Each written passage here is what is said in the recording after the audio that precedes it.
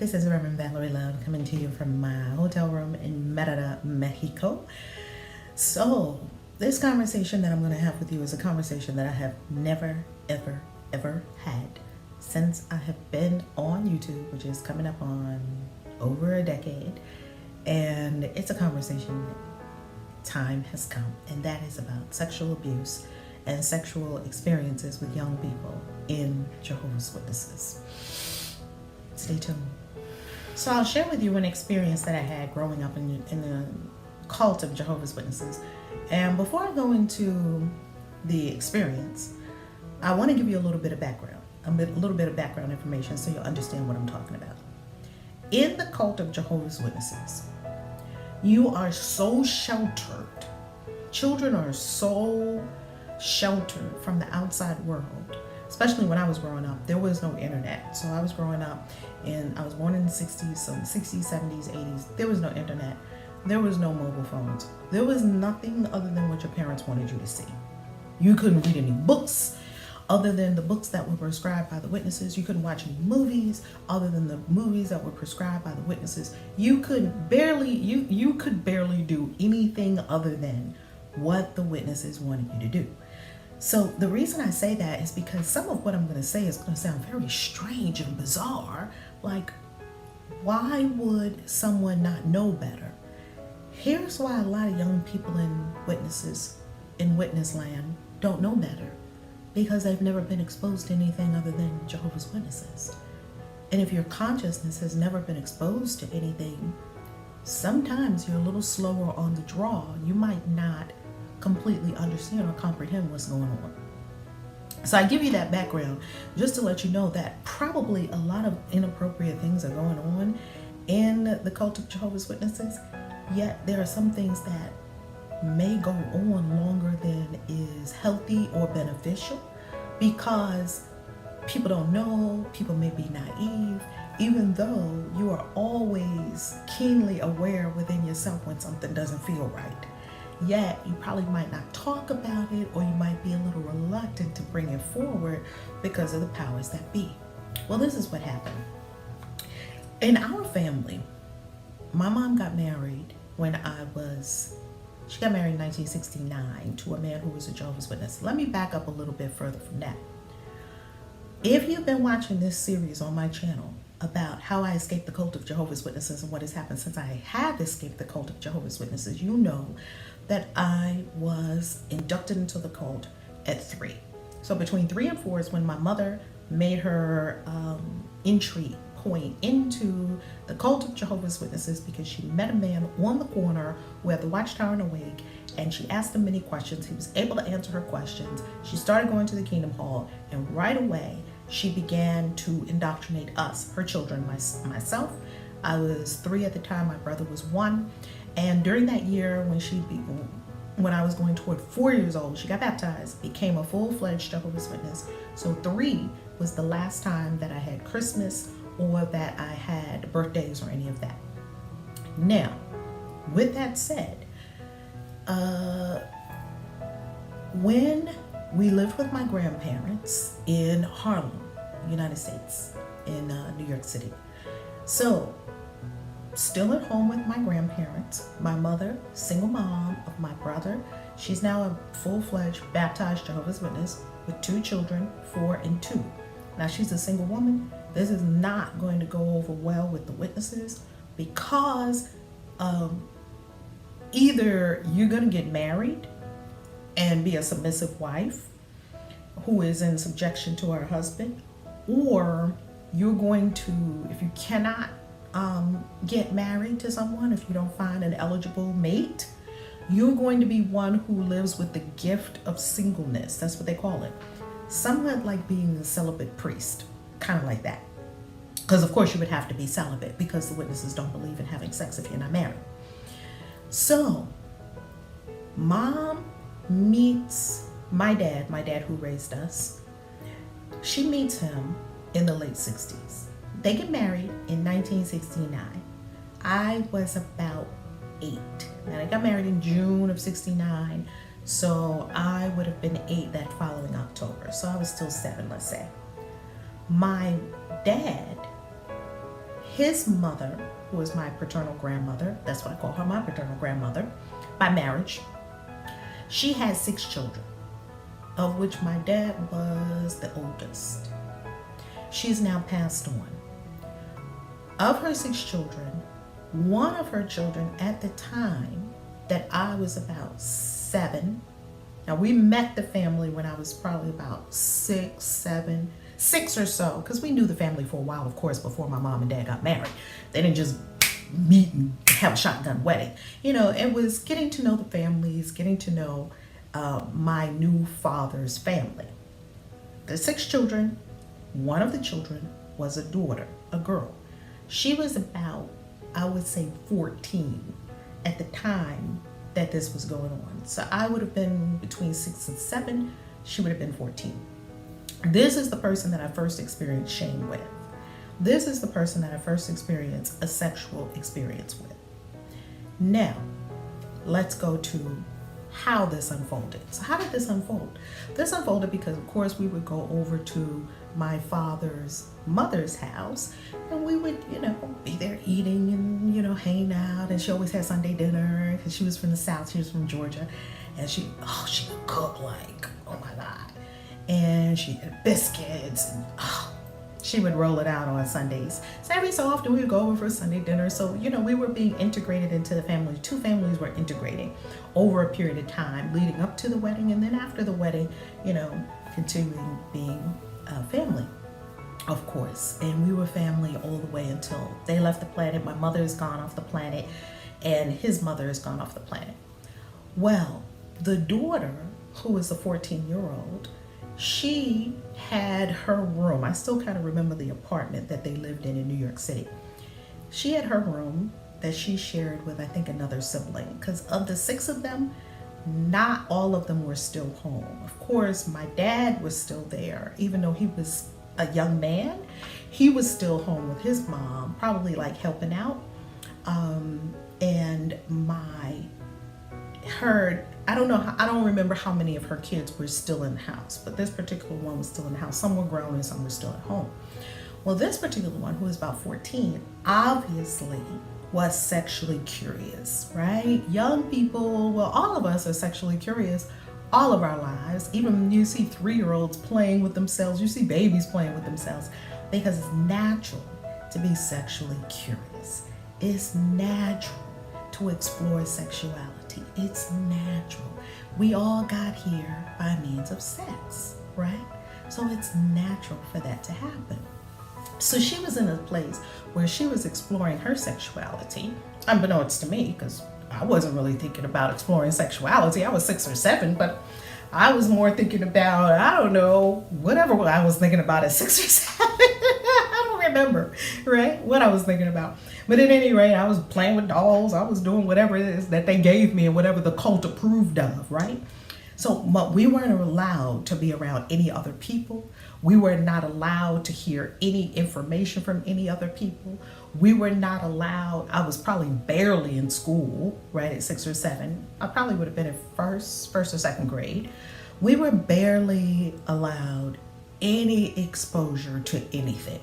Not anything that had anything to do with sex.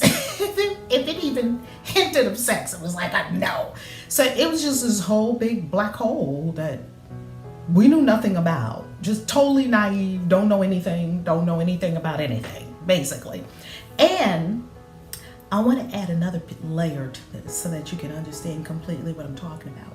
The other layer of this was, I come from a line of women who were ladies. So my grandmother was a lady. They used to talk about good time girls. Ooh, that's a good time girl. And you would hear that.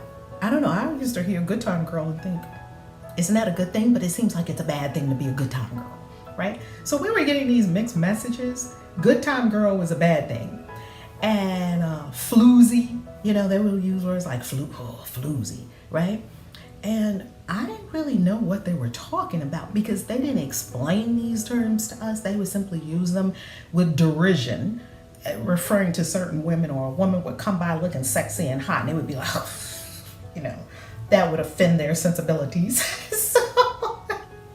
My grandmother was very much a white gloves kind of lady, skirts, looking together. My grandmother wasn't having no fast times.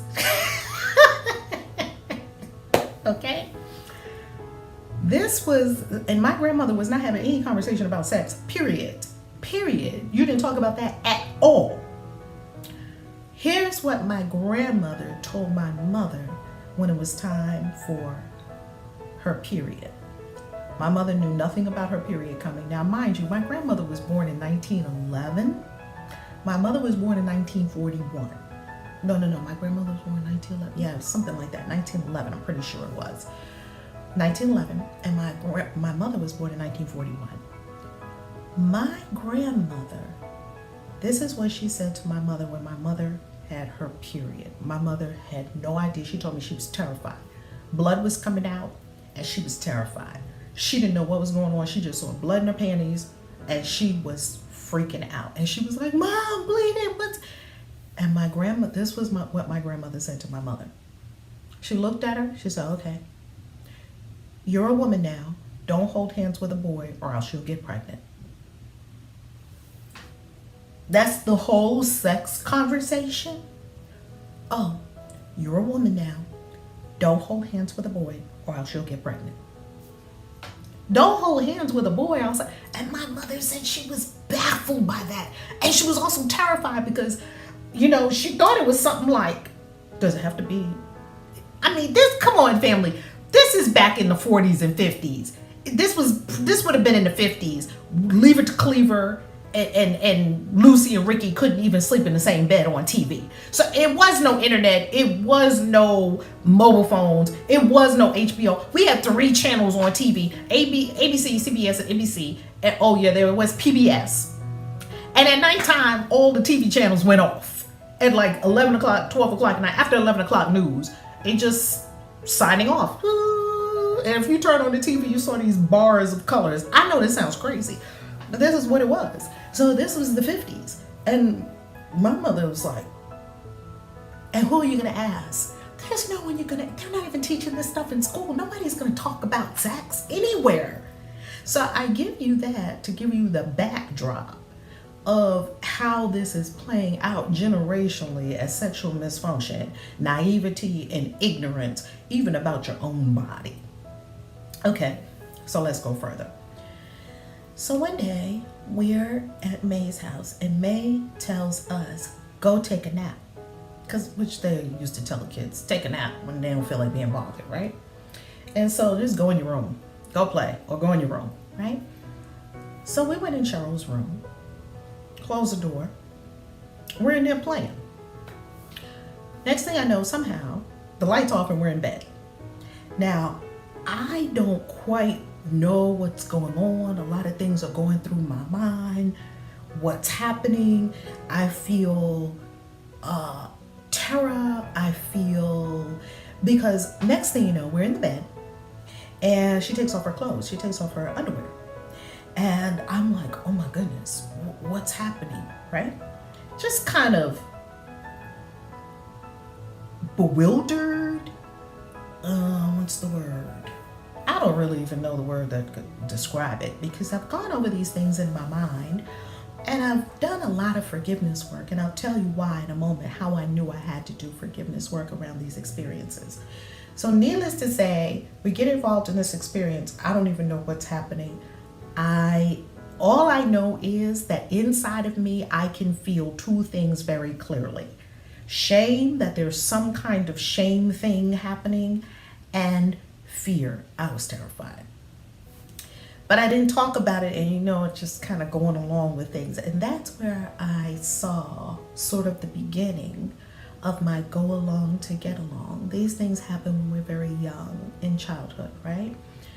So it happened a couple of times, and after a while, I was just like, I would just get rigid, and I would just get to a place where I wouldn't go in the room anymore. And then I guess my mother or somebody must have caught on that, what's wrong with this child? She's not acting normal. So then it just ended because, I don't know, maybe something would tense up, and you know, mothers know their kids, and my mom was all over me. She was all over me and my brother. She was definitely like this, right? So it was very short-lived because my mom was just very, and you couldn't hardly get nothing past my mom. My mom was like eagle-eye hawk. She was like hawk, baby. Even when I was trying to sneak around later, I couldn't hardly get around her because she was like, where you going? What time you going? Where was you? I mean, and then she would give you them rapid fire questions, and you know you can't get your lie together fast enough, so she gonna catch, oh, you with so-and-so? Well, so-and-so tell me she didn't see you. Oh, Lord. Yeah, oh, no. And here go the belt, because my mama will beat you into the next life, okay? So anyway, here's what occurred later on. Many years later. Now, by the way, why does this have to do with the witnesses? Because this is all witness world. This is not no one else is in our life other than witnesses. This is all witness world. All of these people that I'm describing now are going to the Kingdom Hall, in the Kingdom Hall every day. Not every day, 5 times a week. That's not every day, right? Going in field service. We are all deeply in the cult. All of us. All of us are also deeply sexually repressed. All of us are being taught that sex is evil if you are having sex and not married, if you're having sex with the same sex person, if you're having sex with somebody else and you're married to somebody else. We are being indoctrinated on this sex thing and repressed in sex and no education about sex to levels that are really debilitating and unhealthy. That's why I think in Europe it's so beautiful that they don't have as many teen pregnancies as they do in the United States, because in Europe it's openly talked about, it's discussed, it's a conversation. At least let's have a conversation about it. Well, time goes by, we grow up, we have our own families. Years later, this is years later, this is how you know that you must forgive. You must forgive everyone of everything. Don't carry anything. Forgive everyone of everything, starting with yourself, no exceptions. Forgive everything. Even when you don't want to, even when you don't know how to, even when it makes no sense, even when you want them to pay, even when you feel revenge, even when you feel like it wasn't right, even when. Forgive it all. Forgive it all. Now, this is how I knew I had to forgive. Years later, decades later, we're grown women. I think at that time I had just my son. I don't think I'd had my other kids yet. And she's obviously older than me with her kids. By that time, she had 3 kids. Do you know that she was in a terrible car accident and she died? And when they called me, and her 3 kids lived, and thank God her 3 kids lived, they said, because her body shielded them from the car wrapped around a tree. And when they called me and told me that she was dead, something in me said, good. And that shocked me, because why would anything in my mind say that at a person's demise, especially a mother of 3 children, and you know those 3 children were wailing for their mother? Why? Because it was the old, hurt little girl who was terrified and who felt shame. I know exactly when shame was born in my consciousness, and I can talk about it. Why? Because I face it, and I continue to face it. If it comes up, face it again. You see, when you go within your consciousness and you really face these experiences, and what I did was a reframe. I reframed it. What is a reframe? I went in spirit realms, and I did meditations, and I showed up in that room as the angel to save my own self from that experience. I saved my own self. Didn't have anything to do with anyone else. because you must be the one to save yourself. You must be your hero. You must become the hero of your own story. And that's what I did. I went back and I saved my little self, so that my little self no longer lives in shame, so that my little self can tell you this story prayerfully to inspire to forgive. That's the bottom line of this story, to inspire you to forgive. I don't care what happened. I don't care how terrified you were as a child with whatever was going on. I don't care how shameful you felt. I don't care what was happening to your body. You must find it within yourself to let it go. Forgiveness is just washing and letting go of the energy, so that it no longer haunts you or runs you or controls you. When I heard myself say, and I thought I had forgiven. This happened years ago when they called me and told me that she had passed on. God bless her soul. I was like, good. Wow. My own thought terrified me. I saw how hurt and wounded I was. And I decided to do something about it. And guess what? Hurts and wounds are not the true self. The true self is immortal, divine, God. The wounds are patches and badges we wear. This is what forgiveness does. It just washes off that badge. It just takes off that patch. It peels off your energetic system. None of these experiences, if you've been molested, raped, if you've been abused, sexual misconduct at the hands of someone who knew better or who was older or who, I don't really even call it, in my case, I don't even call it like this perpetrator thing or predator thing. It was an inappropriate sexual experience because this person was exploring their sexuality and I was not at the place yet to explore my sexuality. That's all it was. And I don't call it, a victim and a perpetrator. I don't call it that. These are souls having experiences on the planet. That's all it is. So you gotta forgive it and let it go, so that we can grow into the greater beings that we're called to be. When I heard myself say good, I was like, oh. It was a shudder for a moment because I didn't even know that was in my unconscious. It was still down there. And I dug down in there and I got it out. It's like digging down into your consciousness and scooping that shit out. Get it out, let it go, be free. I love you. ValerieLove.com. Peace. KAISI out.